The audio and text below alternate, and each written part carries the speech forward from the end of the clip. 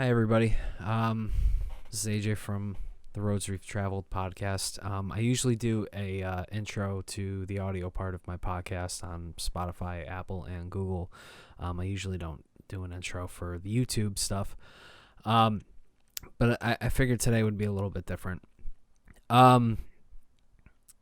Today's episode was pre-recorded. It was recorded on May 29th, just as soon as it was after the death of George Floyd, and as things started escalating because of his death. And we touched a little bit about it on this episode of the podcast. I said something in the podcast where I was for the protests, and which I still am. And I'm all and that I was all for the peaceful part of the protests, and my guest made me think in a different way, where there's only so many times you can peacefully protest and be ignored for it. And it made me think a lot about that. And even after we finished recording, all the way up until today is June 5th right now, and with everything that has happened since we recorded this episode, it's given me a lot to think about, and I fully support the African American community. I fully support the Black Lives Matters movement. I always have. I just wanted to clarify, before you listen to this episode, that what I said last week, and then being a little bit more educated on the matter, definitely changed my mind a little bit. I do still wish that the violence and everything ends, and I'm all for the protesting. I really think that racism, as much as I would love to see an end to racism, we are so far behind on that. And I really think that we, as human beings, need to learn to accept more and love more and treat each other with respect and kindness, because there isn't enough of that in this world. And I grew up learning to respect others and their cultures, and no matter what race or color or sexuality or gender they are, and those are values that I hold dearly to my heart. And granted, I understand my privilege as a white male, and I get where that is coming from, and I see the privilege of being a white male, and I see the struggles that the African American community has suffered over the years. And I'm trying to choose my words here wisely and not say anything out of context and come off wrong or anything in any way, but I know that I will never fully understand what they have gone through and what they still continue to go through. And I just want to say, before we get into today's episode, that this podcast and everything I do creatively, whether it's through this podcast or through my Twitch streams or through my music or through my art, whatever I do, it's a community. It's something for me to give to anyone that cares to listen, that also shares the same views of equality and love and friendship and family and bonding and all that stuff. And this is not a podcast for anyone that believes in hate, that treats others differently, and promotes racism of any kind. And if you are one of those types of people, this is not the podcast for you. This is anything I do. I do not welcome that kind of hate. I do not welcome that at all in my life, in my personal life, or in my work life. That being said, I hope I said all this right, and I hope I'm not offending anybody. I am anti-racist, and I will continue to be for the rest of my life. My love and support goes out to the African American community for everything that they've endured, not just in recent events, throughout history. And I hope that change comes soon where people can start opening their eyes more and learn to accept and love their fellow man, and not see a person of a different color, but see a brother or a sister, just to be a human for a change. And my heart goes out to anyone else who has suffered from racial, any sort of racism, or inequality or anything like that. Today's episode, we're interviewing my friend Doug Lenington, co-guitarist of Fear the Masses. Doug is a longtime friend of mine. We met in the local music scene when I was still within the Red. We interviewed his singer Josh, who was on episode 1. You can go back and check that out as well. Doug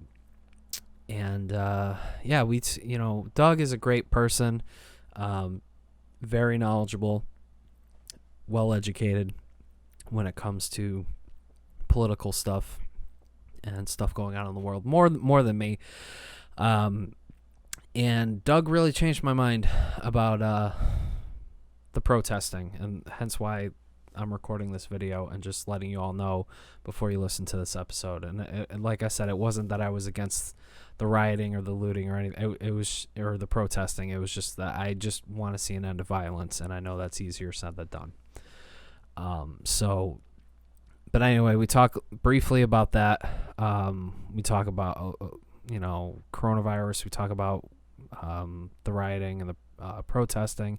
And then we talk about him growing up and his struggles that he had to endure in a broken home, and coming out on the other side a stronger, better person, and how he got into Fear the Masses, and playing guitar and playing such great music that is very strong and political and diverse at the same time, that it doesn't matter what style of music that you listen to, whether it's rap or rock, you can fall in love with this band because there's something there for you to listen to. And then we talked a lot about video games too, how he got into Soul Calibur and becoming a Twitch streamer, and the community with Soul Calibur, and how him and Josh helped me get started with my Twitch channel. So this is just me, sending out some positivity, and sending out my love to the African American community. Black lives do matter, and they always have, and they always will. And you will have my support always, and anyone else who has had to deal with racism, you will always have a platform here to speak on, and you will have a friend to talk to here. That being said, you can email the podcast at roadswe'vetraveledpodcast@gmail.com. You can follow the podcast on Facebook at facebook.com/roadswe'vetraveledpodcast. Be sure to subscribe to us on Spotify, Apple, and Google Podcasts. And that's going to do it. Please, everybody, stay safe out there. Vote. Make your voice be heard. The time is now for some change and for some positivity in this world. And make your voice be heard. You can't stay silent anymore and stay on the sidelines. It's time for people to get up and rise and help out their fellow brothers and sisters and stand together. So let's get right into it. Here is episode 9 of the Roads We've Traveled podcast with Mr. Doug Lenington.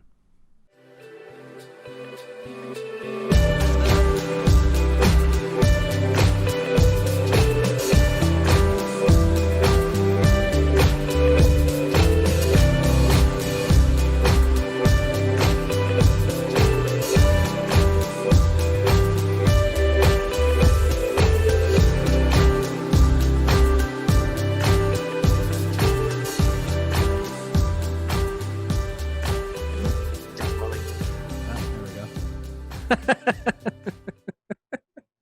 right, here we go.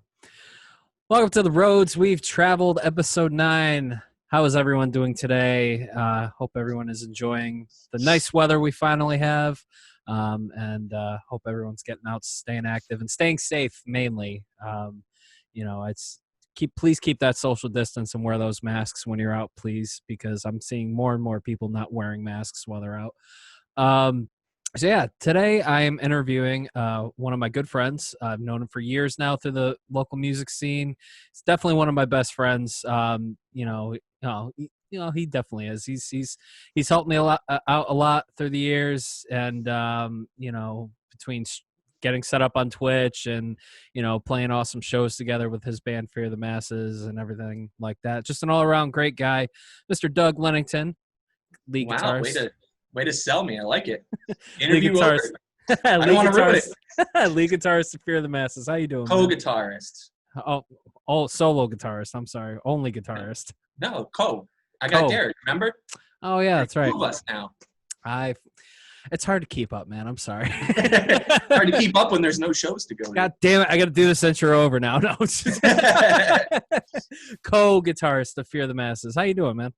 Good, man. Good. Just, excuse me, just hanging in there. I mean, a lot of things going on around and, everybody's lives, including, in the world around us, like you said, people trying to maintain a distance and not maintain a distance. And,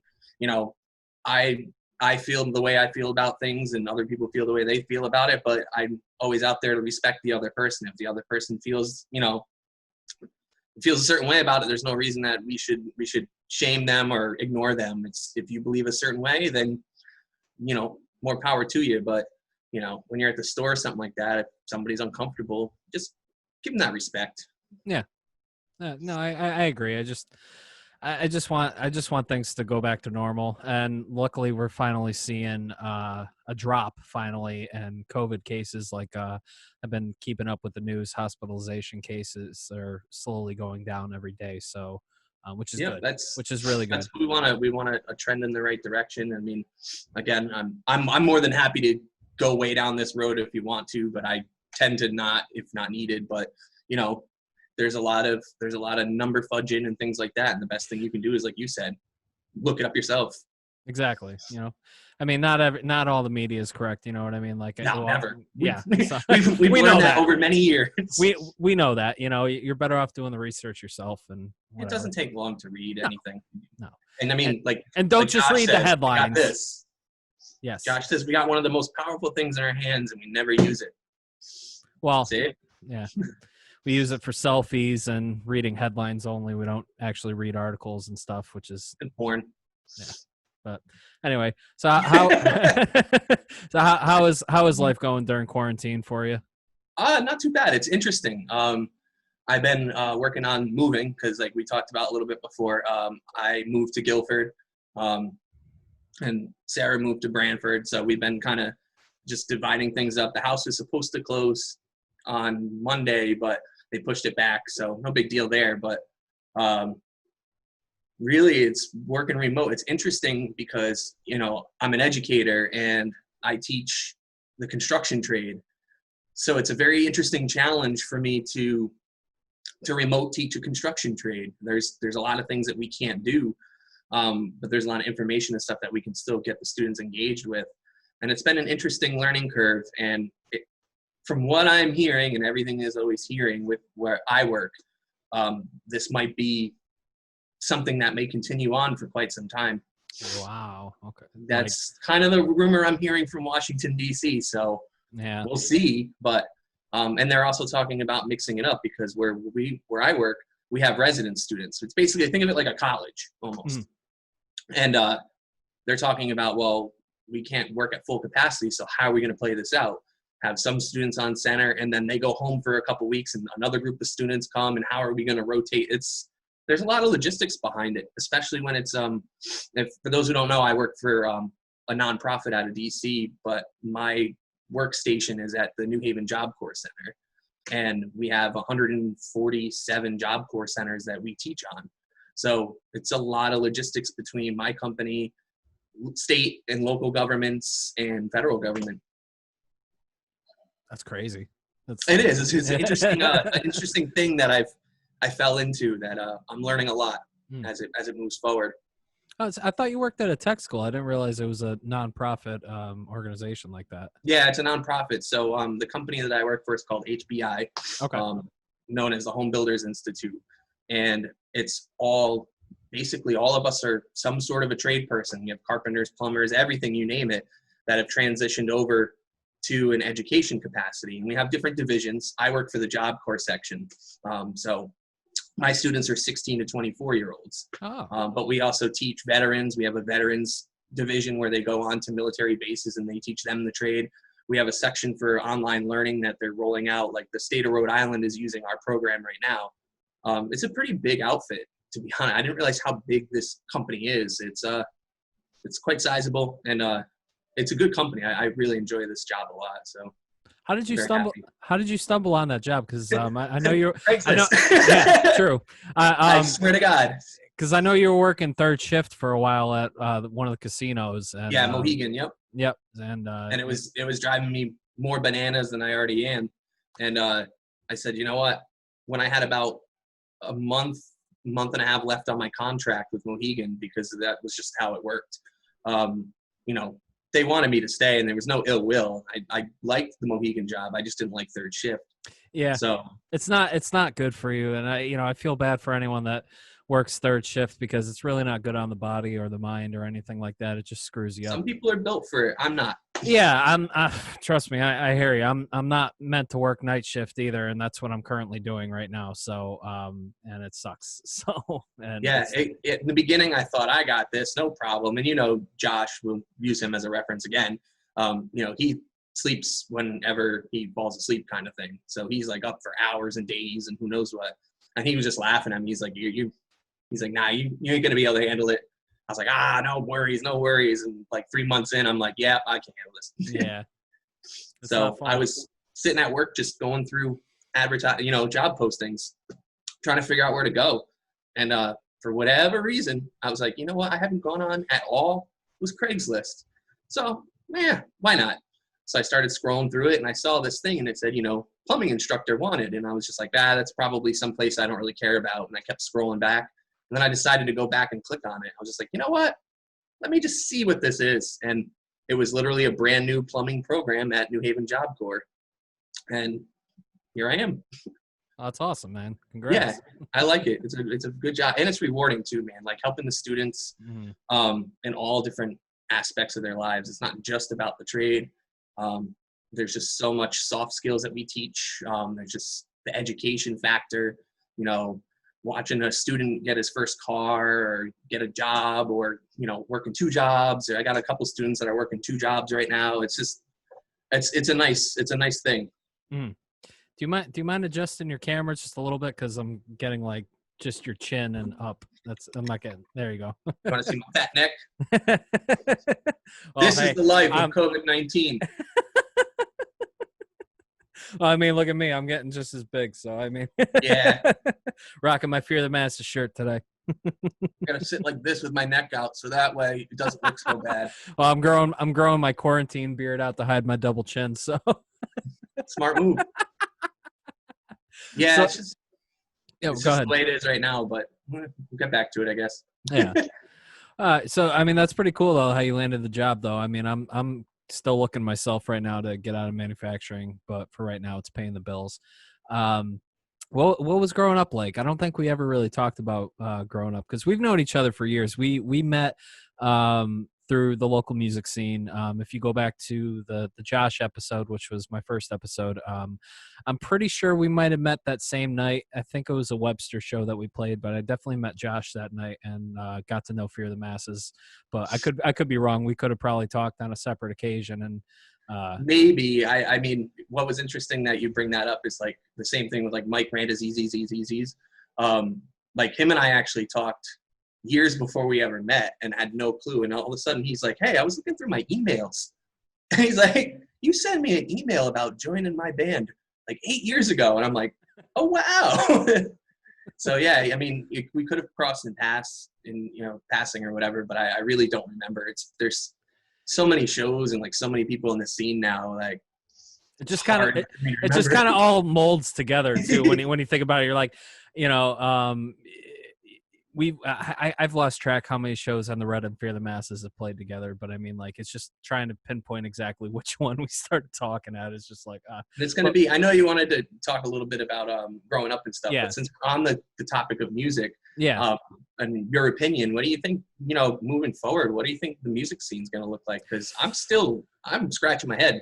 Yeah, I don't know, man. To be honest with you, like I know, you know, Josh and I were talking about on episode 1, like how we're just so eager to like get back and like, you know, get out and hang out with friends and grab a drink and whatever. And like I really want to do that, but at the same time, it's like I don't want to risk getting myself sick or anybody else sick, God forbid. But I don't know how it's going to be, to be honest with you. I mean, like places like Cherry Street, for instance, like they got the outdoor stage. So, I mean, like that could be a little bit better. Yeah, that's Um, true. you know, but like places like Bleachers or, you know, places like that, you know, they're all indoors and it's going to be a lot harder to have live music. I know a lot of places are closing their doors right now. Like for instance, the Acoustic and Yeah. Bridgeport is closing their doors now, which sucks. And it's just another venue that is unfortunately supported local music and unfortunately can't survive what's going on right now. I don't know what it's going to look like a couple months from now, you know, but It's gonna be rough because all these places, man, they run on such a thin line anyway, yeah, and now any potential patronage coming in the door, some of these places, like, I mean, what are we gonna do with Cherry Street? I can order a pretzel and go, you know, get it curbside. That's about it. It's like Cherry Street is a venue for music, yeah. just like some of these other places. Bleachers, you know, they still have some food to go and stuff like that, but that's not sustainable in my head. I mean, I No, could be wrong, but no, definitely not. I mean, like they mainly, you know, places like that, they thrive on local music and alcohol sales. You know what I mean? Like that's what keeps the business going, you know. right. And I know Cherry Street, shout out to Cherry Street. If you're from Connecticut, definitely support your local venues that are struggling right now, especially Cherry Street, because they've got I'll leave the link below, but they have a virtual tip jar and I believe a GoFundMe or something that people could donate to, and just to keep the business open for right now, because you know businesses are struggling right now, and you know we don't want to lose another local venue that supports local music like Cherry Street does. I'm So hoping that what may happen too. We'll see what the potential is, but I'm hoping too that more people go out to shows after. Like, you know what I mean? Like everybody's so cooped up inside that maybe they're just gonna like pack the venues, and maybe that'll be a new trend. I don't really know. I would I hope so, but I I don't have hope so, but I to. I hope so, but I hope people are smart at the same time too. Instead of just like rushing out all at once, you know, potentially making things worse. You know, maybe like I don't know, maybe Friday, like whenever it happens, hypothetically, like maybe on a Friday night, I stay in on that Friday and then maybe go out on a Saturday and just like, you know, keep my eyes open and stuff, you know, Maybe just, they'll do it like in the '80s when we had the gas shortage. It's based on your license plate. You can only go to a venue when your license plate has certain numbers on it or your last name. That'd be crazy, right? yeah, that would be But it's crazy. not crazy because they already did it with the gas shortage. So who knows? You never the stuff they're talking about. They're talking about like using your phone to track you and trace you. It's like, what? I Mm, already have a hard enough problem with that as it is, and now you want to say, well, we're doing it for, you know, the good of people, but it's like you're already tracking me anyway. and you're already listening to our conversations too. We're, Right. we're, we're all carrying a listening device with us everywhere we go. Yeah, So, right. I don't know. It's gonna be weird, and I'm wondering if they ever reverse course. Like, if what would that be like if they say, hey, you know what, things are starting to take off again. Everybody back inside. Like, yeah, I don't who know. knows? Yeah, I mean, at this point though, like it's kind of hard. Like I don't want to be an asshole and you know say like everything should just reopen because the economy's suffering. Like you know, granted the economy is suffering from this, but at the same time, it's like I still want to be safe too. So I'm kind of like right in the middle. Like I don't really know how I feel about it or not, but at the same It's time, kind of people where I people sit. people people really need to get back to work at the same time because I'm sure everyone's going crazy staying at home, you know, and relying on unemployment and half of them, I don't even know if they are getting unemployment. By now they should be, but I mean, like, They should, but yeah, who knows? there was such a huge like halt on that for like, friends of mine weren't getting anything up to like 6 weeks. It was crazy. It is crazy. It's interesting to watch. I don't know, the implosion of a system when something like this happens. When to be fair, like the people who are political leaders and in charge and stuff, they're just bags of flesh like you and me. Yeah. So it's and half of them don't. Half of them don't even know what they're doing. I'm sorry. Like, and it's the same thing I watch with different businesses out there, and I watch like all these, like literally, I'm watching managers and upper management people in these different industries like look and go, can somebody tell us anything that's an idea that could work? Because we don't know. And it's like, I mean, I have some ideas, but yeah, might not like them. Yeah. I think like the only thing I don't agree with, but I'm not being too harsh like on Facebook or anything like that, because like I don't excuse me, I don't like posting my political beliefs on Facebook because it just opens like a whole can of worms. It does. Like, yeah, you know what I mean? Like, I was very outgoing about all my political stuff, and then just one day I was like, you know what? Yeah, I'm running out of Tylenol. Yeah, exactly. It's not worth it. And but at the same time, it's like the only thing I don't agree with is like, I understand like everyone that's collecting right now, they get an extra little bit every week, but I mean, like, people like us, like me, I work in manufacturing, and then there's people that work in hospitals and everything too. Like, they're not getting anything extra for being essential employees, and we're the ones risking our health being out there trying to keep this country going. You know what I mean? Let's use an example like Jamie. He's Jamie, driving the bus, and the moment that this happened, they made I believe, I can be corrected on this later, but I believe they made all the city buses free. So then everybody started using the buses, and it's like, this dude's just like, hey man, I'm doing my job, I'm helping people out, but he's putting himself at risk. Exactly. Like every day he's driving a city bus, he wears a mask, but then there are people that come on the bus that, that are coughing, not wearing masks, not wearing gloves, God forbid anything. Shout out to Jamie. Jamie is a very good friend and supporter of the local music scene. And he's a really great guy. I've hung out with him a few times. He's given me some kick-ass birthday gifts too, like this. We'll just put it on camera, but for my audio listeners, he got me this awesome Nightwing action figure. Well, it's not really an action figure; it's more of a statue. But he knows I love pop culture stuff. So, but Jamie, that's pretty cool. Jamie's a great guy, and I do agree with you, man. Like, I really feel like the essential employees have gotten the shaft through all of this right now. I hope that the legislators and at least the local level will make enough noise and push that noise to the top, because there's a lot of unrest out there amongst people between everything going on with this situation, with frontline workers, with things socially, politically, economically. Like, this is really, I'm just going to put it in the best terms I can. This is a very interesting time to be alive and to like watch the world right now. Yeah. And like, trying to explain this stuff too to like the younger generation too. Like my nephew, for instance, he's in high school, and my niece is third grade, about to be fourth grade, something like that. And just the age difference alone, and my nephew kind of understands what's going on, but my niece doesn't really get it. Like, why can't I see my friends, this, that, and the other, trying to explain it to her. And I got my daughter just turned 5, and it's the same thing. Is like, for her, she kind of looks at it as like, okay, well, daddy said or mommy said that we can't do A, B, or C, so they just like take it. But she still brings it up like, oh, is COVID gone yet? Is the coronavirus gone yet? And I'm like, not quite. And she's like, okay, well then how come we can go to Walmart?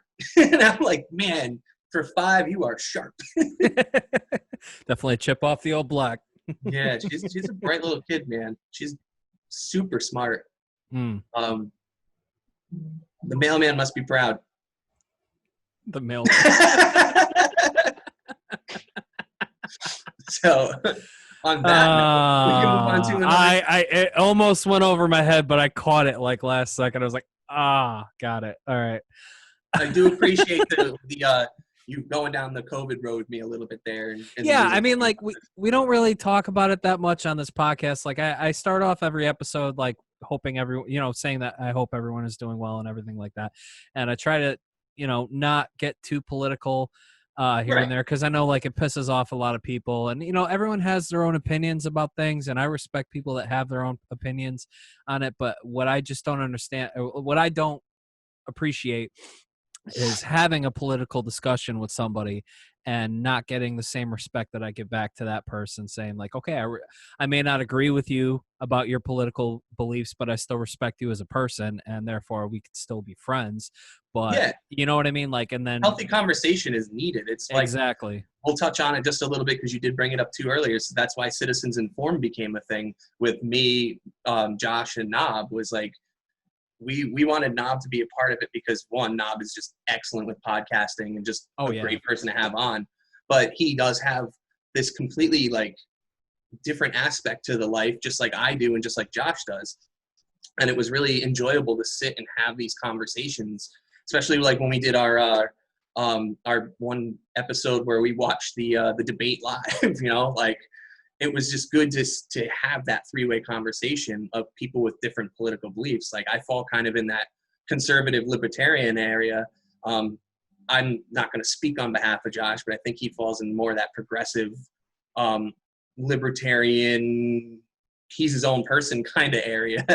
And Knob's kind of in the same way. And it was good to have that, like you said, to have those conversations with people. You go on social media and anybody, you'll be like, pepperoni pizza, that's the best kind. And everyone's like, what are you, a liberal? It's like, whoa, I'm just talking about pizza here. There's no innuendo. Well, the cheese is yellow, so you must be a Trump supporter. It's like, okay, whatever. Yeah. I'm just talking about pizza.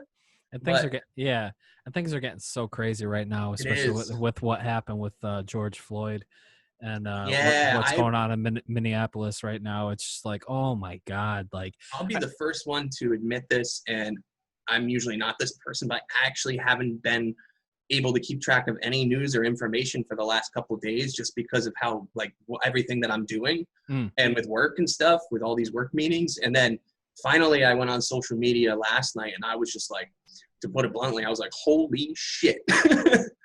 Like, it's fucking crazy out there right now. It is. Like all I'm gonna say about it, and like, if you want to add anything to it, like please, but like for my listeners and everything, don't send me hate emails or anything like that, because I'm just gonna delete them. I don't have time for it. You know what I mean? Like, if you have your own opinion on stuff, like that's cool, but it doesn't mean that I want to hear you bash me for my beliefs. But anyway, what that police officer did was clearly wrong, and I'm glad that he was finally brought to justice. He's being charged with manslaughter. I hope so. I just checked the news today, and like a bunch of different news stations were all saying the same thing. So he is. I hope everybody is held accountable. That's how I look at it, because it's just not. It's not right. It's just not.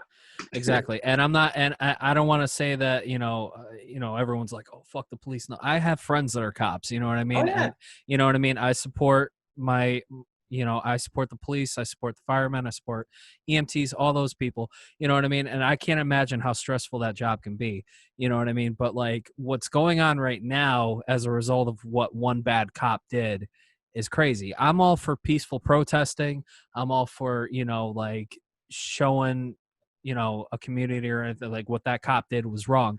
But by raiding and looting a Target and stealing stuff and setting places on fire, that's not the answer. Well, I'll be more than happy to speak, and you can all send me the hate mail. It really comes down to the fact that people's voices need to be heard. And fully agree. Only so many times that you can stand there on a corner with a sign before you just like, this is enough. And there are good people in good positions and bad people in good positions. That's why I, like with you, I agree. I don't sit there and hate on any profession. I don't care what it is you do. There's all different levels of stress. There's all different things you have to do in that environment, but it doesn't make the whole position bad. It makes whoever is in that position bad. I could be a horrid plumbing instructor. No one really knows. I mean, I don't have a paperwork right here that says, instructor of the year, Mr. Lenington on it. So there can be bad people in any position out there. Like I said before, with politicians, we're all just that, that flesh bag of bones walking around. It's nobody's perfect. Yeah. So, I don't want people to take it out on a whole industry or to go after, any type of area. But there's also a time when, you know, when I'll just call it a revolution or a uprising may be the sound that those in, you know, their ivory towers need to hear. I'm not advocating one way or the other, by all means, no. But I could never in a million years fathom being part of a society where I'm, for lack of a better term, and excuse me, but just always getting shitted on. I see your point. You know what I mean? I just That's wish, my personal take. yeah. That's not yours. That's not Yeah. anybody else's. That's just my interpretation, or what I'm kind of, again, in the last 24 hours is when I like really turned on to this, because I've been with my kid. I've been back and forth. Like, Yeah. you know, I'm listening to kid songs. It's raining tacos and all that stuff. So, and, you know, all these other funny kid songs that she has, and God, playing Minecraft. So I think that's what the world needs right now. It just needs to rain tacos, and everyone needs to chill the fuck out. You know? So yeah, moving on. I don't want to consume that time, but yeah. I mean, like, you know, it's good to, you know, kind of change it up and mix it up a little bit on this podcast. But I just ending on that, I'm glad the cop has finally been brought to justice, and hopefully things calm down a little bit out there and some order is brought back, because I just don't want to see any more people die, you know, or get hurt or anything like that. So, but let's get back into you. Oh, yes. let's talk. Should I bend over? This is the wrong podcast for that. Oh yeah, that podcast is at 7. I'm sorry. What was growing up like? I don't think we really talked too much about that. Where did you grow up? Well, I'll be happy to divulge into that a little bit. So I grew up in Taftville, Connecticut, which is a little suburb in Norwich, over on the 395 eastern part of the state. Spent most of my life in eastern Connecticut. I didn't move down into the New Haven area until about age 26. I pretty much lived in Norwich and in Groton, New London area. Growing up was interesting because I grew up in a very troubled household. My mom and dad were there, but they weren't there. It was an interesting time. My brother, he's got a lot of different types of conditions and issues. My household was very violent growing up. There was a lot of fist fighting, a lot of weapons involved, a lot of all these different things. Yeah, surprise! You can never guess it from me, right? No, not at all. I don't like that kind of stuff. You know, I don't like. There's, like you said, there's a time for civil discussion.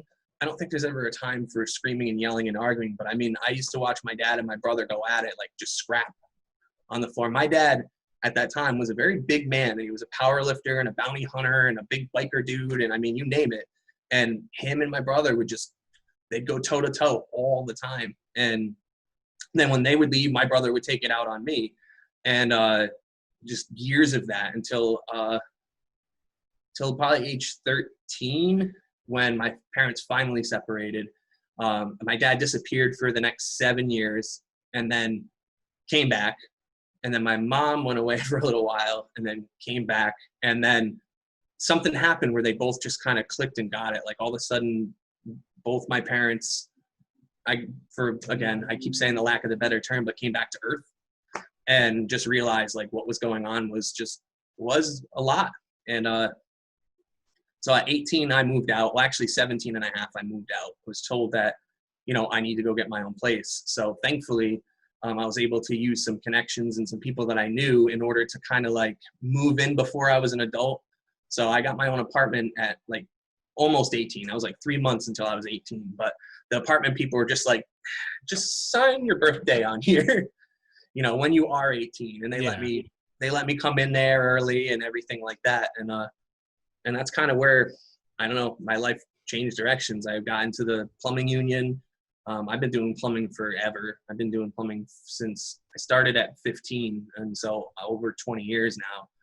And so I like where we're at. Yeah, I mean, before, you know, we'll get into that, but I mean, like when everything was going on at home, like what was going on with, you know, in your head through all this? I mean, do you suffer from any like mental illness, like depression, or? I think, because I mean, like you're honestly like when I talk to you and everything, like I always have like the best conversations with you. You always have the best advice, and you're always like very uplifting and positive about stuff. And like to hear all this, like I've never heard you talk about any of this before, and just to Not see, common. yeah, I and don't just talk about it much. and just to see like how well you turned your life around like that, it gives me a lot of hope for myself, like, and I think the thing like to what, like, understand, yeah, what did you do? You know what I I mean? think Like, the thing to understand is that everybody in their life has their own version of troubles, I guess, of problems. It doesn't make me any better than the next person to stand there. And I'm not pointing fingers at anybody. I'm just saying, no, if no, somebody's no. going, you don't understand what I went through. Well, I don't understand what you went through, but we went through two different things at two different points in this universe. Like, I think a lot of it for me, one of the biggest hurdles and problems that I've had over the year is keeping everything to myself. I became very inclusive and ignoring it. So here's the problems over here, but I'm just going to look this way. Maybe at some point it'll disappear, and it never really goes away. No. It was one of the things, and I bring up his name. We might as well just get married. It's Josh. He's somebody that, I won't want to speak on his behalf, but he's somebody that I believe has really worked hard when it comes to, like you were talking about, mental illnesses, depression, anxiety, all these different things.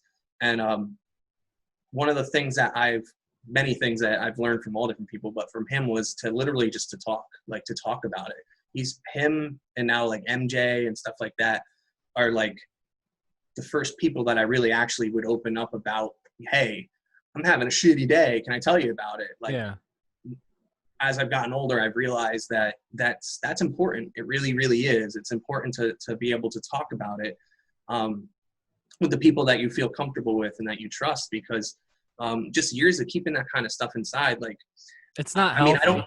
it's not, and I don't really know what it's done to me. I don't really have like anxiety or that, I don't think, but I have my own personal issues. I have different bouts throughout my life that I've dealt with, and I tend to, like I said, go very self-inclusive. I tend to like close the door, put the blinds over, and just have everybody leave me the hell alone. And sometimes you can't do that. And that's something that I've been learning over the several years, is that being able to open up to anybody who is willing to listen and just be truthful about stuff. Like, that was something in the last year that I call him a mentor, this gentleman that I work with. And he's very, very wise. And he won't tell his age, but he's at least 3,000 years old.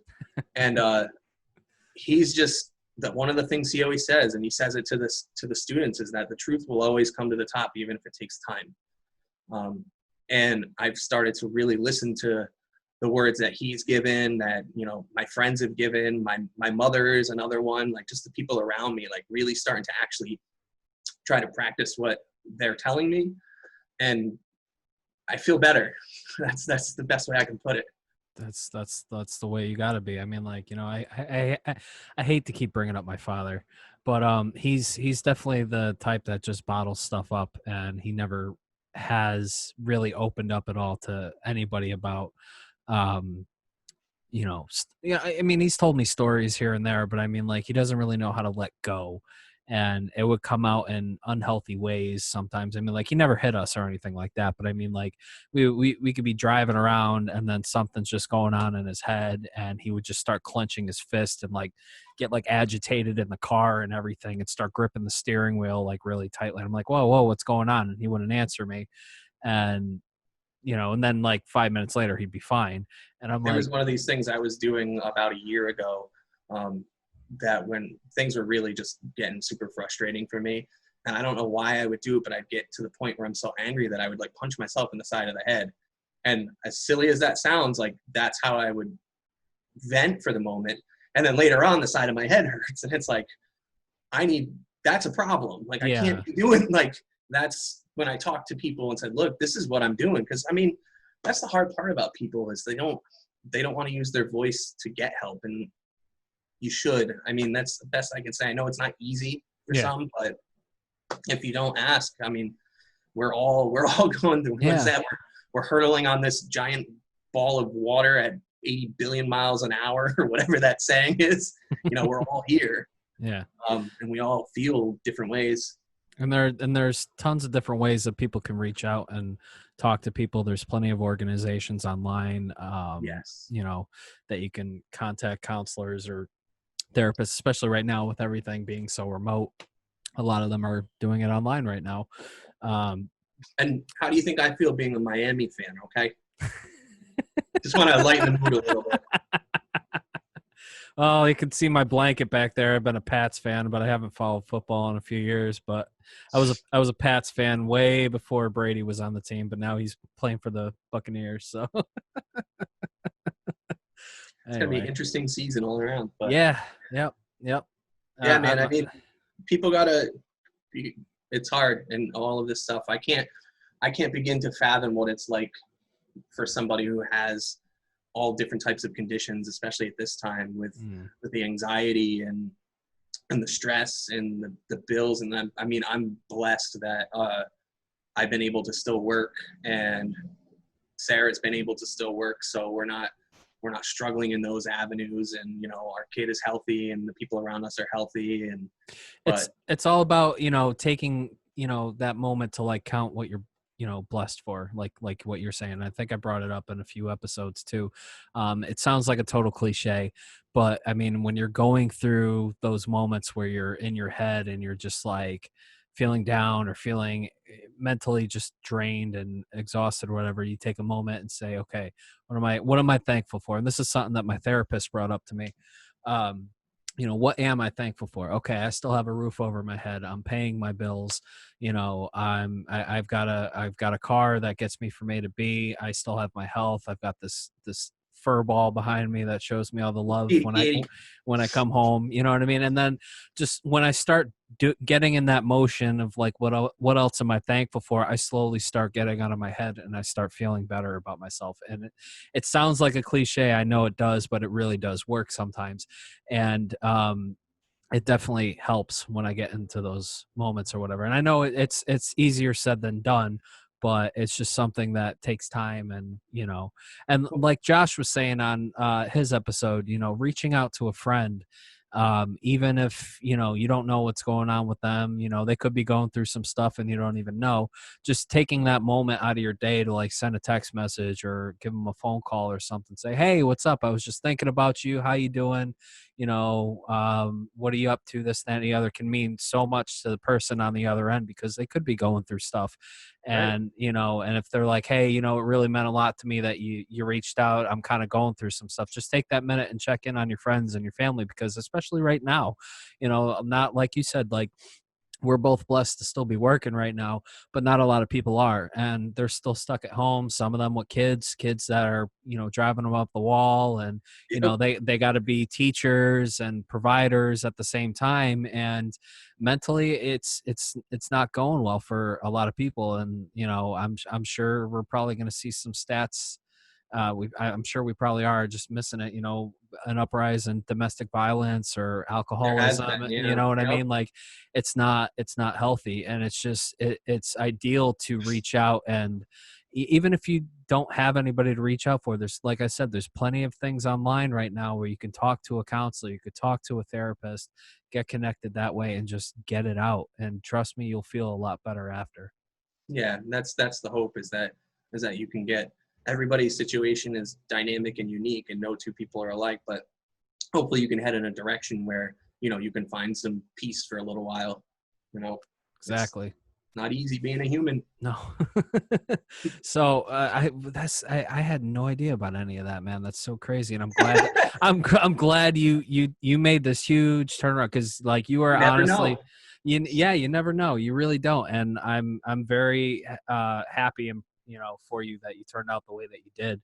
I hope so. I hope it continues. And there's always stresses and struggles in life. Yeah. I mean, as an example, I'm sitting here, and like I said, if nobody's figured it out yet in my apartment, and and Sarah's at her apartment with Audrey right now. So yeah, I was just gonna get into that. Yeah, I mean, things happen and things change, and you can go one of two ways. You can let it consume you, and hopefully you don't, or you can try to make the changes and stay as positive as you can. I mean, I'm not trying to sound like after school special here, but I mean, one of the things that I kind of adopted when I was younger was that I always used to make the saying, oh, well, you only die once, because people would say, oh, you only live once. And I'd always just joke and say it the other way around, like, you only die once. And then I kind of adopted it or changed it a little and said, you only die once, so live. And if you don't do the things for you that you want to do and don't hurt other people, then you're hurting yourself. Like, if you need to make the changes or you need to do the stuff, as long as you're not, ruining somebody else's life or intentionally putting harm or ill will to somebody else, then by all means, go get it. Very well said. I got to start focusing more on that myself too. So it's hard, man. We lose sight of stuff. It's not easy. It's a day to day. Exactly. So you brought it up, you and your now ex-wife separated. I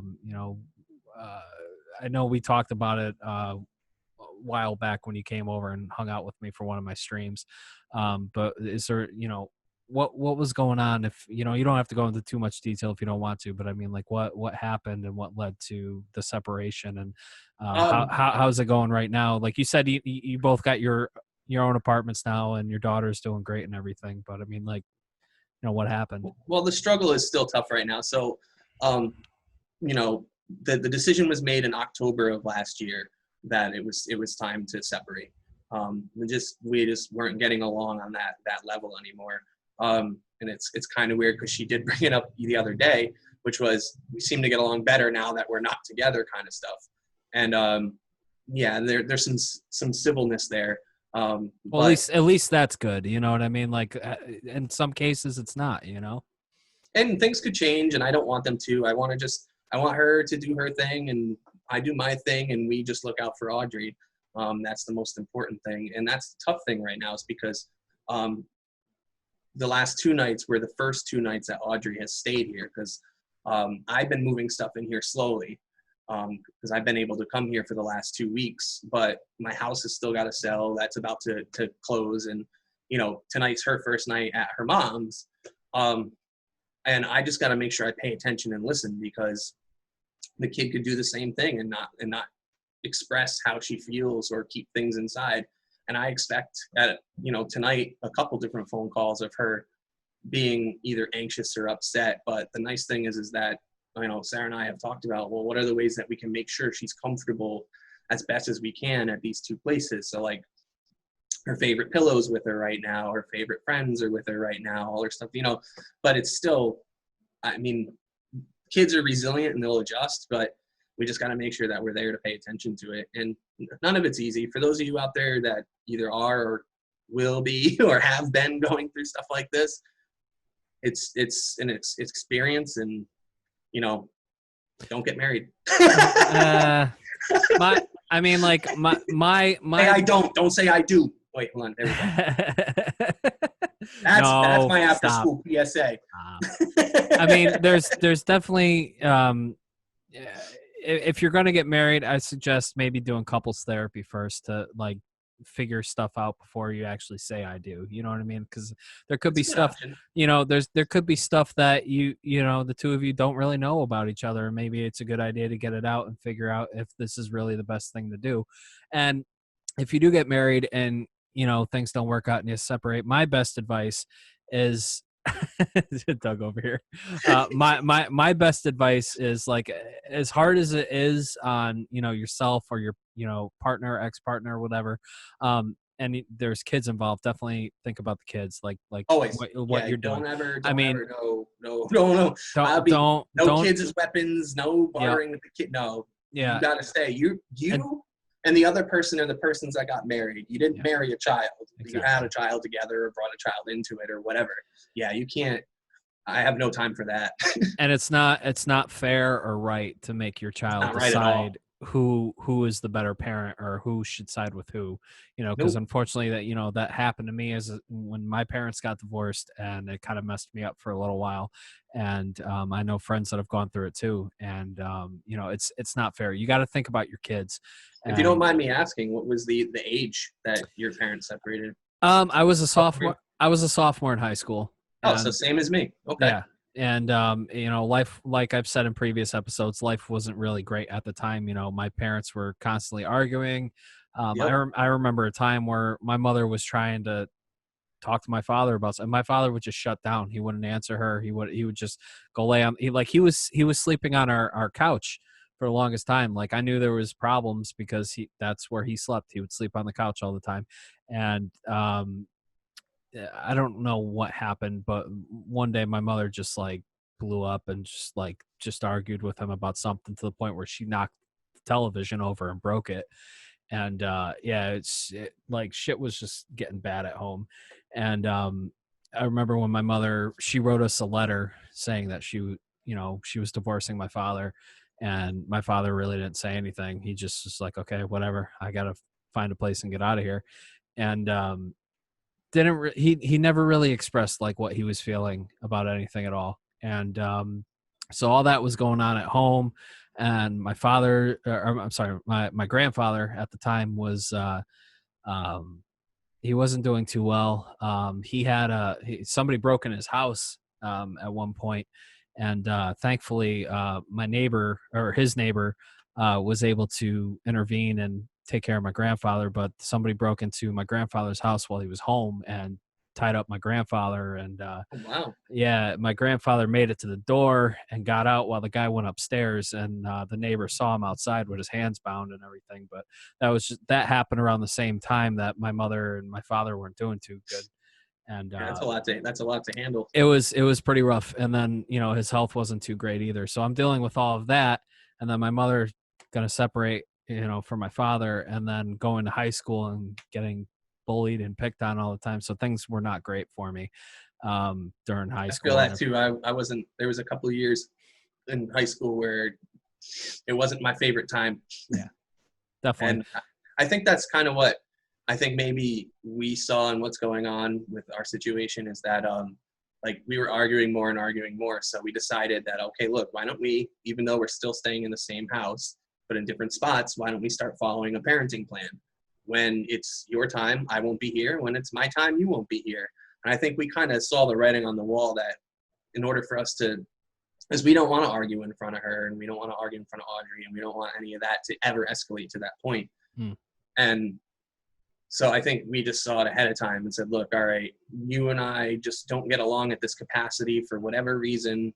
Let's just make the change. And, I don't wish any ill will on anybody. And I hope she does well, because if she does well, then Audrey does well. And the same here. But we're two different people. And like I said, times change, lives change, and, I can't control it. So Yeah. I just got to either go with it or, I don't know, sit here and cry about it, I guess. Yeah, no, I hear you, man. Yeah, by the time this episode airs, episode 8 will already be out, and I interviewed Blue Rivera from Blue Presents a Podcast, and I got really, really heavy in that episode because it was kind of like a crossover episode. Like he was asking me a bunch of music questions, and then I was asking him more personal questions, and then we really got heavy and deep into what was going on with me during all that time through high school and everything, and what was going on. And we got into why I went back to therapy in 2018, what led up to it. And I'll just go over it briefly. I'm not going to talk Sure. too much about it, because you can go back and listen to that episode when it comes out. But when we were talking about thinking of the kids during separations like this, or divorces or anything, and not having them choose sides, my father would try to convinced me that my mother was wrong in the situation for years, and my mother a little bit too, but not too much. She was more like, I can't do this, like I've got to be there for the kids and make sure they're okay. And I just snapped on my dad one day. I was just like, you need to stop talking about mom like this and trying to have me choose sides, because there were times where I would want to kill myself because I just couldn't deal with this shit anymore. And I he saw didn't. the same kind of thing with my parents. They kind of they tried to not do it, but then they would just do it anyway, where it'd be like, your father's an asshole and your mother's a bitch. And it's like, okay, you guys don't like each other. We get it. Yeah, exactly. Like, like I said in that episode, it was like, whatever happened between you and mom, that's your business. You know what I mean? Yeah. Like, you should be focusing on your life, and you should be focusing on your kids. You know what I mean? Like, making sure they're okay.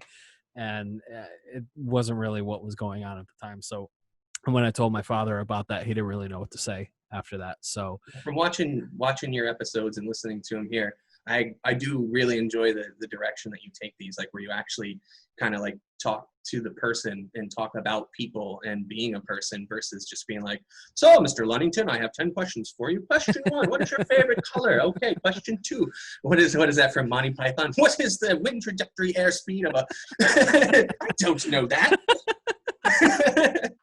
You know, like what was it? What was it? Australian or what? What was it? Yeah, I forgot what the clip was.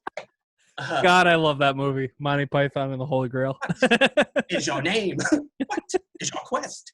What is your favorite color? Blue. No, yellow.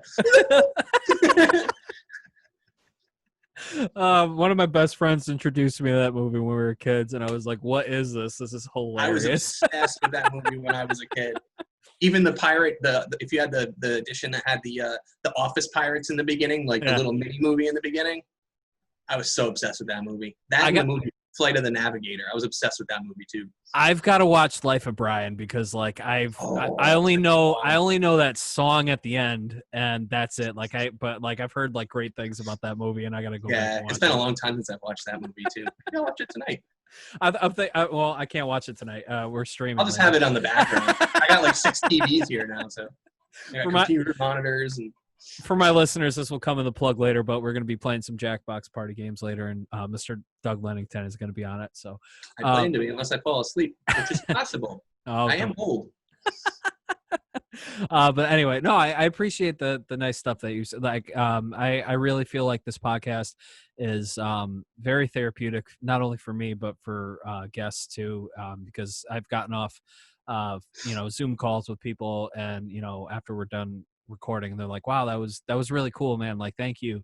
And it felt good to kind of talk about some stuff that's been going on and like get it out. And I've been getting responses from friends and family too, like you're doing a really good thing, like I've been listening. I agree. So it feels really good. Like I feel like I'm doing something positive, you know what I mean? Like you just stick to the truth. Like you asked me before this episode, are you okay with talking about these things? And I said I am, because it's the truth. I said I'm not going to go here and be like bad mouthing anybody. Yeah.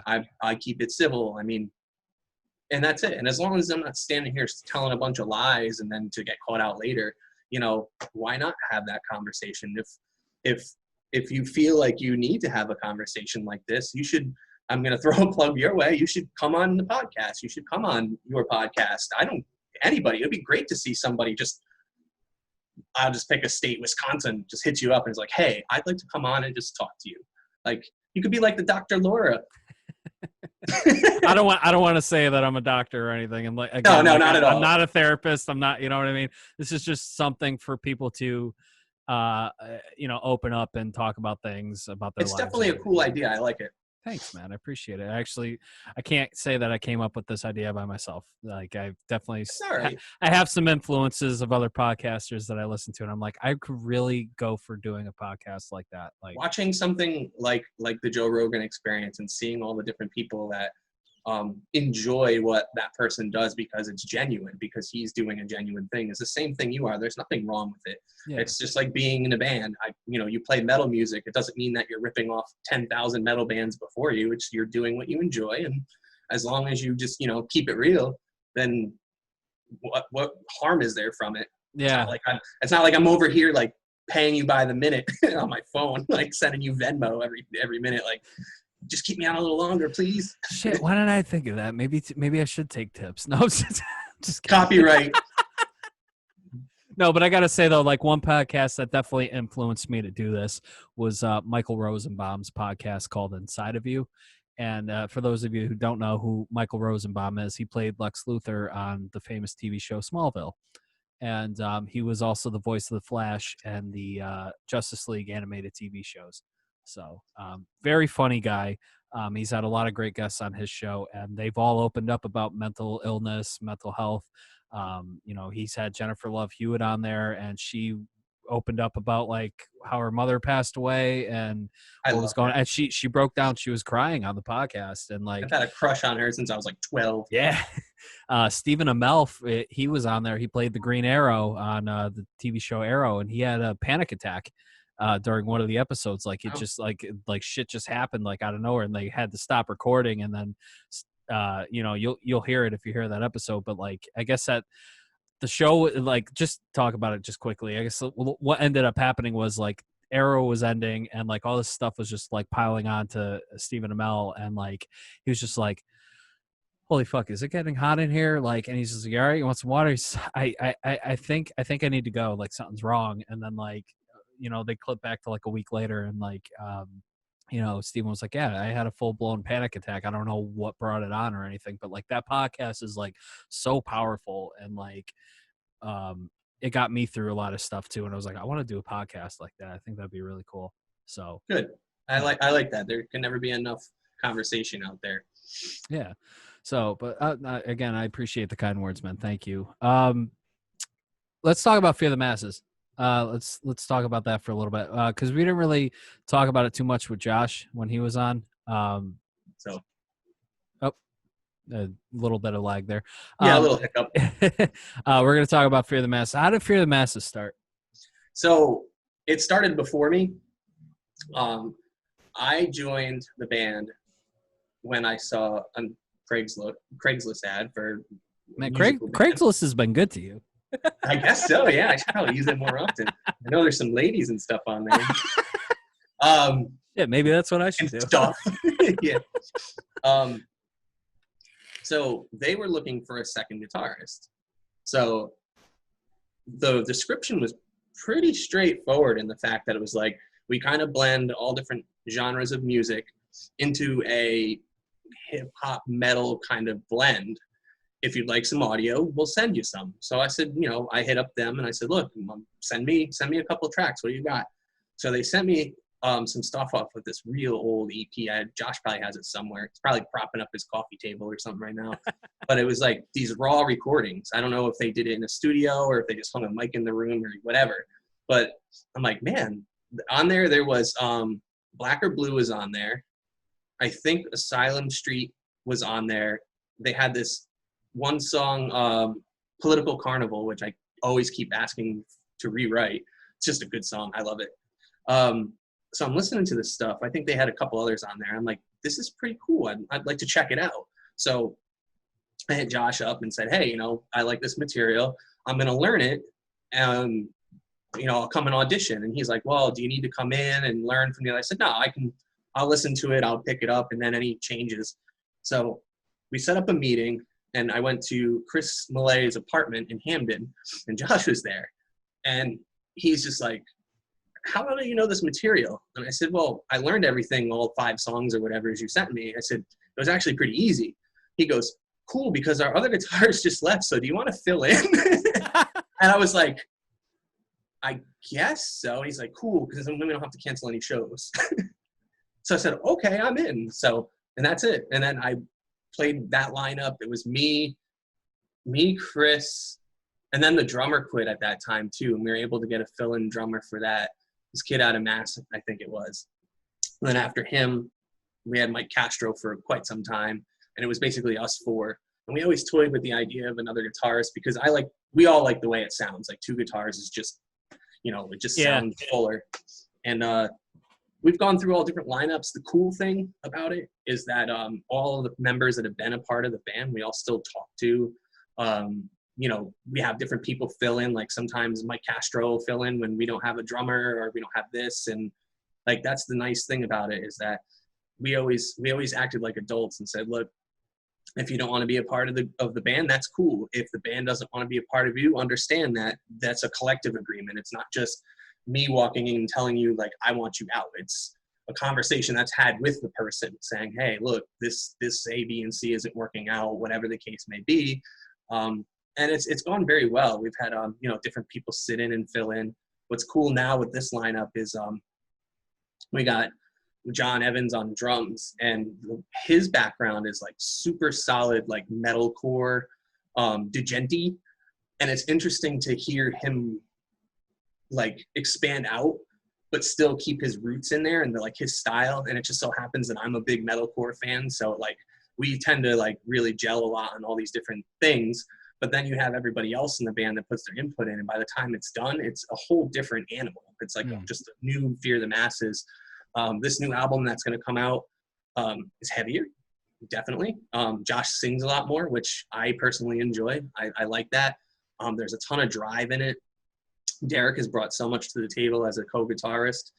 And then John on bass, that dude's just fucking nasty. Like that dude is just so good at bass. Like he's at a whole nother level with what he comes up with and how he plays. One of the songs on the new album is one that he came up with, where he just does this whole like bass tapping rhythm section. And it's just like, I'm just gonna go dun dun dun dun dun dun dun dun dun dun dun dun dun dun dun dun for the next 2.5 minutes, and you got this. Because what he does is just like next level. So everybody together, it's an awesome lineup. It's a really, really diverse, skilled team.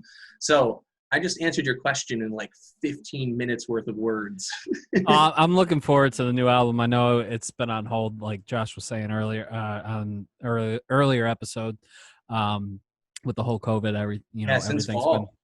So. We were looking for a spring release.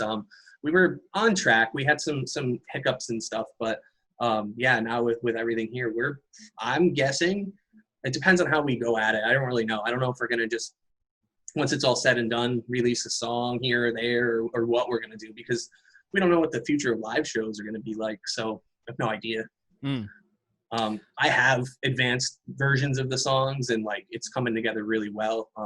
Nick Belmore is a one of a kind when it comes to the way he operates. I mean, there's plenty of talented studio engineers out there, and he's one of them.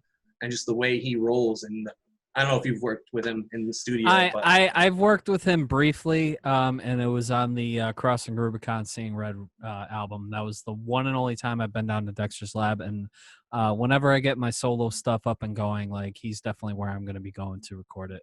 He's just very creative, and the way he operates and how he's so in tune with his equipment.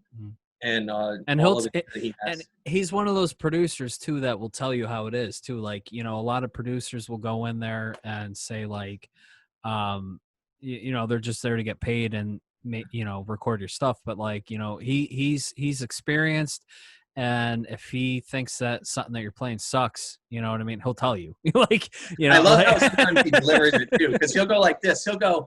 He did something with me one time when we were recording, and he goes, "Try that again." So I play it again, and he's like, "No, that's not right. Try it again." I'm like, "Okay."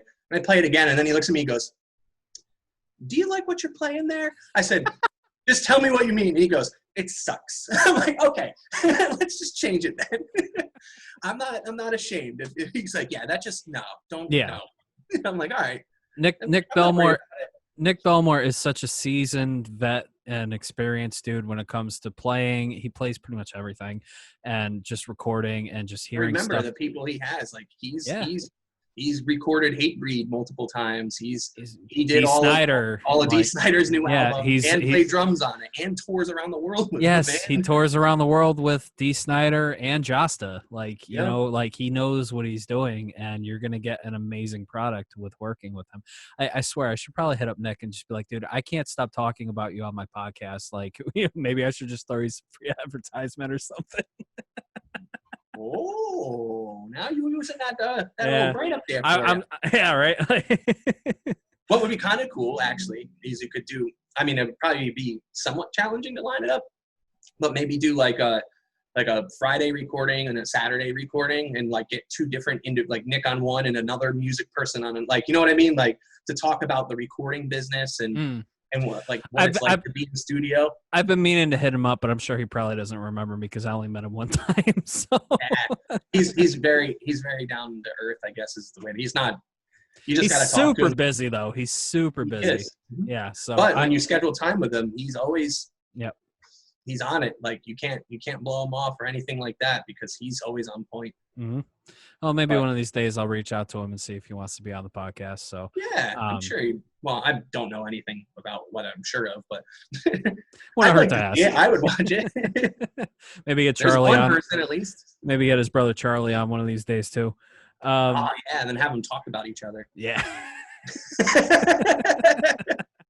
Anyway, but yeah, definitely if you're a musician in Connecticut or the New England area, definitely check out Dexter's Lab in Connecticut. Like, you're going to get an amazing product, and you're going to get the best producer out there, I think. One of many great studios. There's a lot around Yes. here.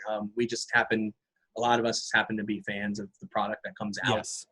out of that room. Yes. So yeah, we're talking about Fear of the Masses and everything. I also want to talk about real quick. You're talking about Mike, and I want to get Mike on here eventually too. We were supposed to do something a couple weeks ago, but it didn't work out. And I think his birthday is tomorrow. So because we're recording today's the 29th, he said that the weekend of the 30th is his birthday. So Doug breaking out his phone here. But I just real briefly, back in 2018, you and Mike actually played for my charity show, which that was fun. That was a lot of fun. We did a bunch of cover songs and one original that I wrote when I was still within the Red, and that was a lot of fun. And Mike's been kind of bugging me about like, hey, you're working on some solo stuff. You need a drummer. I'm like, we'll talk. So.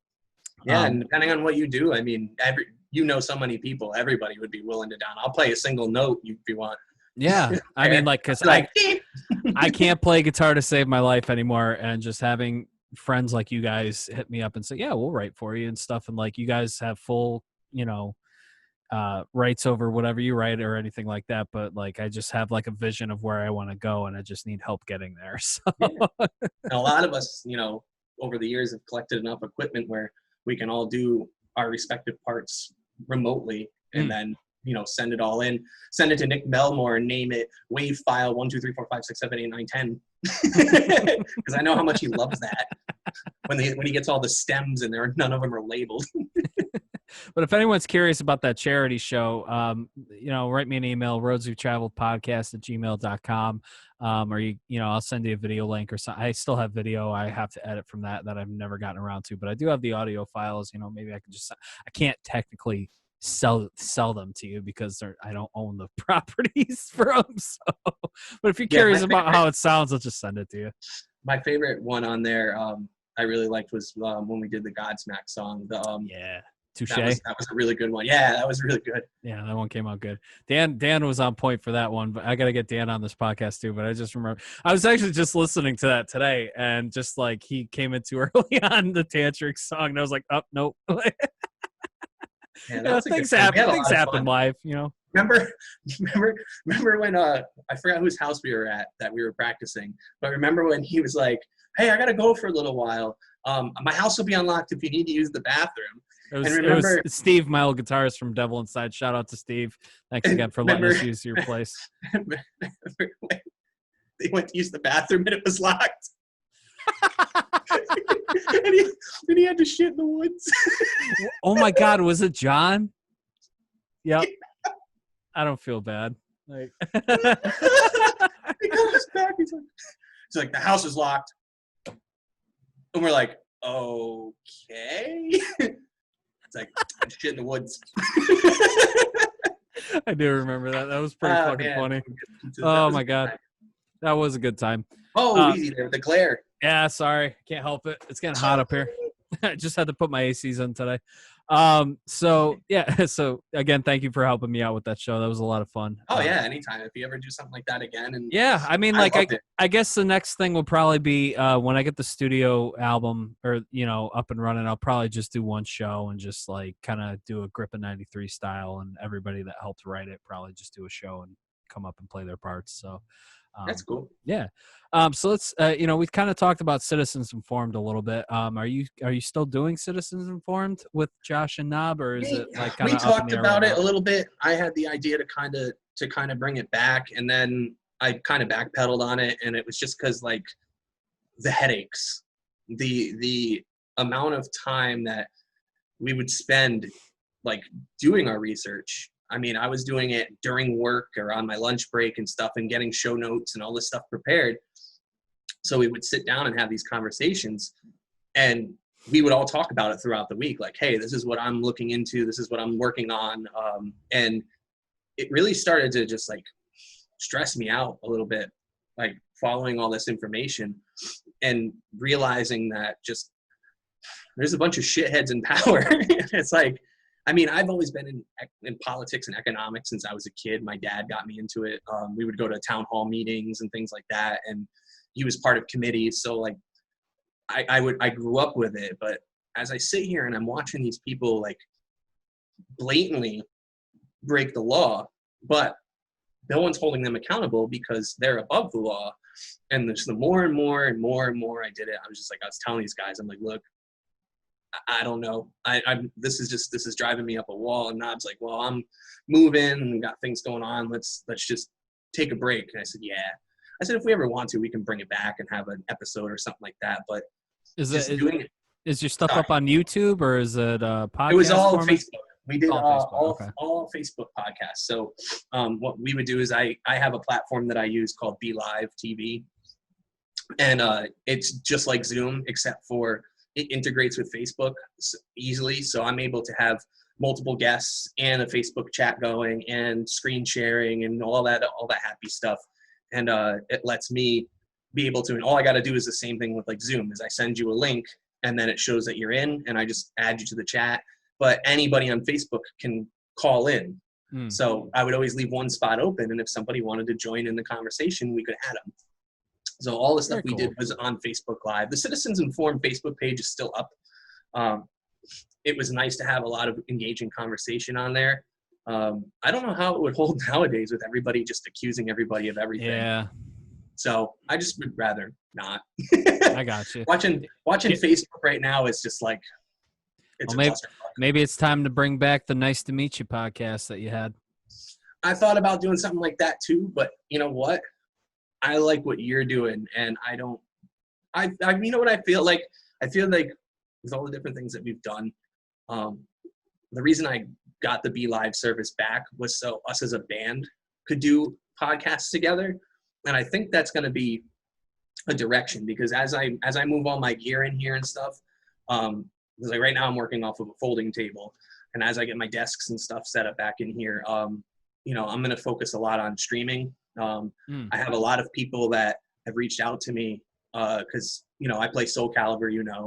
And, I was just going to get into that right after this, but yeah. And I'm in the competitive scene, and I've had people that have reached out to me and like, hey, we know the quality of the streams that you can produce and the equipment that you have and that you can handle it. Do you think you could help? And I'm like, once I get moved in, yeah, no problem. Just getting all my stuff set up. As I move it out of the old house and into here, and then I'll be doing a lot of, you know, Soul Calibur online stuff, especially now that Namco's announced that they're going to go exclusively online. So there's probably like 10 of us right now that are like doing consistent Soul Calibur tournaments or hosting for, because I don't even have to be here. I can set it all up for you, and then I can go to work and you can stream in the daytime off of my channel. You give me host rights, I'll set it up. Like I've been helping different people with that. And I'm hoping to get more involved with that, as well as just more practicing playing guitar and getting better, because I've lost some of my mediocreness in the last couple of months. I hear you. I've been kind of like very part-time with Twitch lately, but like, you know, when I'm still an affiliate, but I'm still like trying to like stream when I can without losing my affiliate status. But I just don't have the time to be a full-time streamer. You know, I got other things going on, this podcast, 2 jobs and everything like that. But yeah, your Twitch channel, Clumduddle, that's correct. Probably the greatest name I've ever heard. It's just definitely check out Clumduddle on Twitch. And you play a ton of Soul Calibur, and you're so good. You're so good at it. I suck at fighting games, and there's a lot of people way better than me. But you do, like you were saying before, you do all these tournaments and everything. You even added me to a Soul Calibur group on Facebook, and I'm like, I don't belong in this group. Like, I really don't. And then like you know, you were talking about like the last time we hung out, like all these fucking people that like talk all this shit and like get banned from the group or whatever, and just like I'm just like I'm looking at it, I'm like, I am so like. I should not. For the most part, though, the community is pretty good.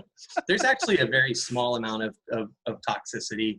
Yeah. There's some key people, and we all know who they are, and we see it all the time. I've been going to tournaments just before Soul Calibur 6 came out, so just a little over 2 years. I used to go way back in the day, but then I didn't play for a long time. Yeah. And the amount of wonderful people that I've met in the fighting game community and the support that everybody gives each other, and just the good times. Like I went to East Coast Throwdown last fall, and I couldn't play because I thought I was going to have to work, and then I didn't. So I just drove anyway. And, you know, somebody there said, hey, why don't you just stay on our hotel tonight? And we all went out to breakfast, and like, it's a good time. And you just go and play video games, really. I mean, and these kind of tournaments, you know, there's all different players there. It's not just Soul Calibur. There's Tekken, there's Smash Brothers, there's, you know, 10 different fighting games that are big time, then a bunch of side tournaments. And even like there, when I was at one of them, is where this guy kept walking around. He's like, we do this to anybody, but he walked up to me and did it. He goes, I said, yeah. He goes,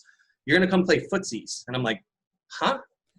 And he's like, so I go into the side room and he's got a laptop set up and he's like, this fighting game is addictive. It's called footsies. Sit down and play it with me. I said, is this your game? He goes, yes. I said, okay. I sat down. It's addictive. It's literally all you do is you kick each other's feet, but you only get one. Like once you kick them once, that's it. Round over. And it's literally you doing this, trying to kick each other's feet. I'll send you a link to it. It's super fun. I'll check it out. Yeah, it's like, man, this game is very addictive. And then he's like, now go tell everybody. And I'm like, hey, and I see somebody. I'm like, hey, did you go play footsies? Because it's really fun. That's so weird. I'm sorry. I have it on my laptop. You want to play footsies? No. Yeah, the way he delivered it. Like you. We're going to play footsies. And I'm grown ass man, like probably butch and stuff, like, hey, buddy, you want to play some footsies? Fuck no. But yeah, these events have been really cool for me. Like I really enjoy. I usually will go down on like a Friday.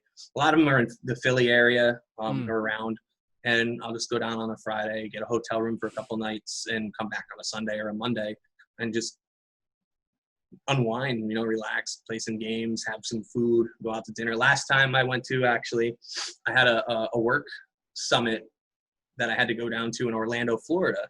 It was a week long of just classes. Like every day I had classes. But on a Tuesday night, I hit up down there and on Facebook and I said, you know, anyone in Orlando play Soul Calibur? And this guy reached out to me. He's like, yeah, I do. He's like, we play at Buffalo Wild Wings on Tuesdays. If you want to come out, I'll meet you. So I'm like, all right, cool. So I took a lift and got a ride over there. And sure enough, there he was. And the dude does a Soul Calibur podcast. Should actually send him your way. I'll send you his information. Cool. Yeah, he's real cool dude, and him and I played Soul Calibur for a couple hours, eating Buffalo Wild Wings in the middle of the restaurant while other people are playing Tekken and you name it. And people walk by and go, "Whoa, you guys play Soul Calibur?" It's like, "Yeah, you want in?" You know, it was a nice thing. It was cool that he set it up so they could have Soul Calibur there. And even the organizer was like, he came over. He's like, "Hey, man, you're from Connecticut?" I said, "Yeah." He goes, "Oh, thanks for looking us up and coming out here." I said, "No problem, man. Like, this is a really cool thing you got going." He's like, "Oh, anything for fellow community members. Like, we just want to make sure everyone has a good time." And I was like, "Oh, this is pretty sweet." It was a nice little highlight. Nice. So what is it about Soul Calibur that just piques your interest like so much? Because you've been playing it since the first game, or? I have been playing it since the first game. So I started, I got a Dreamcast, and one of the games that I got with the Dreamcast was Soul Calibur. And I was too busy playing Crazy Taxi to care about it. And this was back in 1999. And my friend Rob was just like, "What is this game?" I said, "I don't know, some dumb fighting something or other." And he's like, "Have you tried it?" And I was like, "To be honest, not really." He's like, "Well, let's play it." So, you know, we put it in the Dreamcast, and I was just like, how fluid the game was, and the rock, paper, scissors style of fighting that they have, where like basically, not going too far down the road, but basically you have horizontal, verticals, and kicks. Rock, paper, scissors. Certain moves beat other moves, and certain combinations do other things, and then you can lead that into combos. And it was a very open-ended game where it wasn't like, in Mortal Kombat, I like it, but there's certain things like you do every time because that's the combo you do. In Soul Calibur, it's a little bit more open, and over the years, it's gone back and forth. So it was just kind of that, and it was a really smooth 3D fighter. Very colorful, well done. 60 frames a second back then was like... Yeah, it's crazy. The Dreamcast was amazing. Yeah, Dreamcast was a solid system. So I got hooked. I even bought a PlayStation 2 because Soul Calibur 3 was only PlayStation exclusive, and that made me mad. So I had to go out and buy a PS2. I remember the PS2. I played Soul Calibur on the Dreamcast, Soul Calibur 2 on the GameCube, and then I mean, lots of time. I have screenshots from back in the day.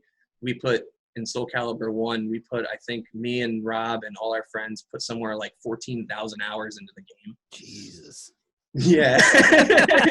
We would play every single day. That's crazy. Just get together and just play Soul Calibur. That's awesome. I'm so far behind on some games myself right now. Like I still haven't finished Jedi Fallen Order. I want to play that. Yeah, it's a really great game. It's very Dark Soul mechanic. Like Ooh. yeah, so it's very tough. Like to even if you have it on easy, like you need to know how to do certain combos or whatever, or like hit the right buttons. If not, you're getting fucked up like real easily. Like, and then I'm still playing through Final Fantasy VII right now, and how you liking that so far? I love it so far. I just got to, I think I'm on chapter 10 right now.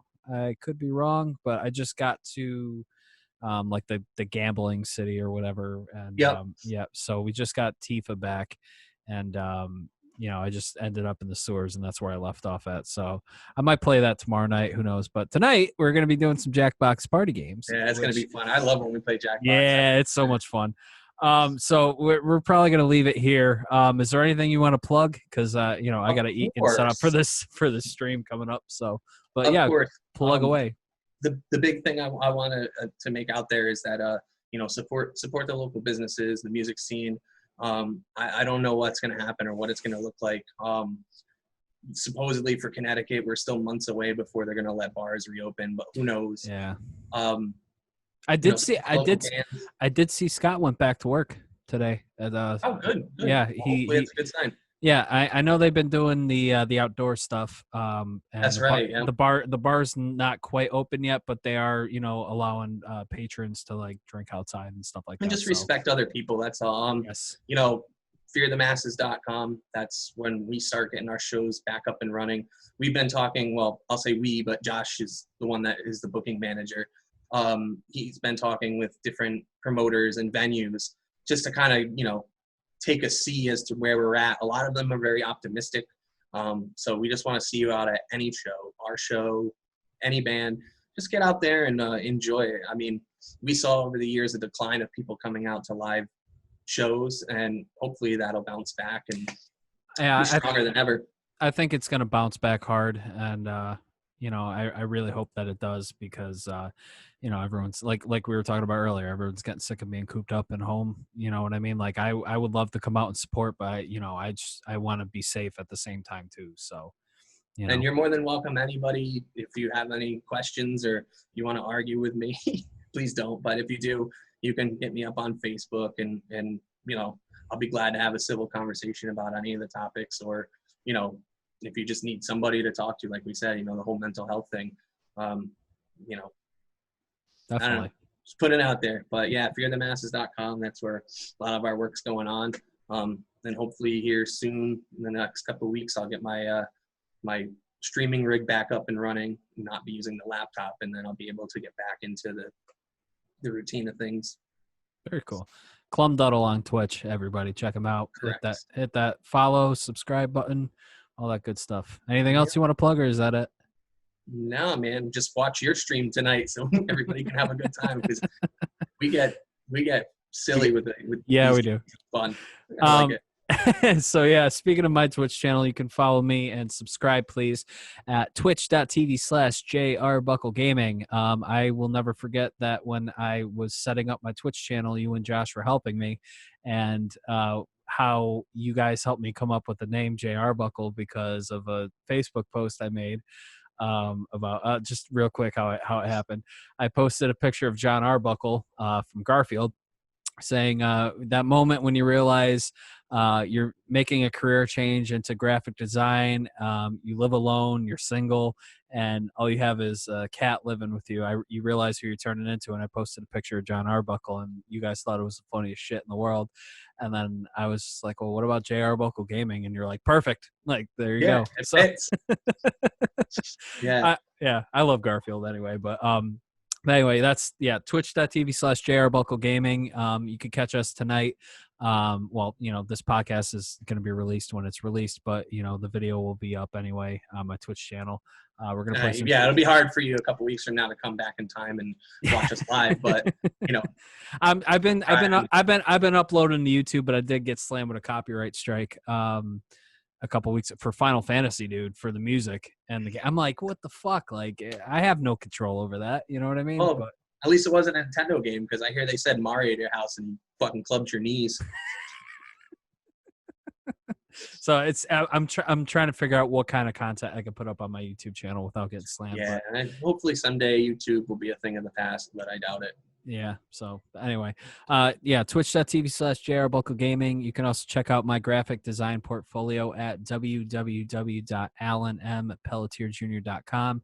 You can check out all my graphic design work, my fan art, my video work. Hopefully by the time this podcast airs, Crossing Rubicon's new lyric video will be out. It is finished. It came out great. I'm happy with it. The song is called I Will Remain. And hopefully they release it by then, but it's on them whenever they want to release it. So, but once they release it, it will be up on my portfolio website as well. So be sure to check that out.